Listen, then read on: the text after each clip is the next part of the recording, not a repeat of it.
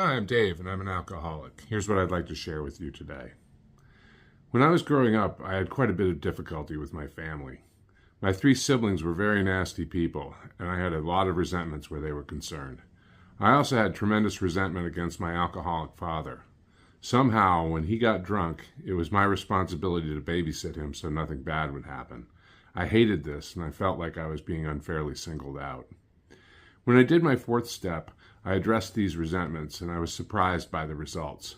As I considered each of my siblings, the first thing that occurred to me was that they had grown up in an alcoholic home just like I had, and had suffered their own hurts and pain. Much of their unpleasant behavior was simply acting out in response. As I thought about it, I found myself moving to forgiveness with my alcoholic father.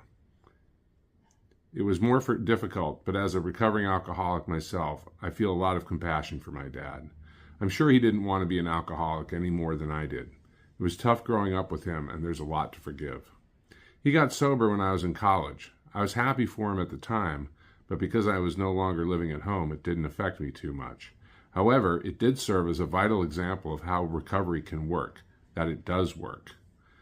When it was time for me to enter recovery, I was confident I could get sober, and I did. I went to my first meeting over a decade ago, and I've enjoyed a sober life since. Thanks for letting me share. Please feel free to share back in the comments. Take care, and I'll see you tomorrow.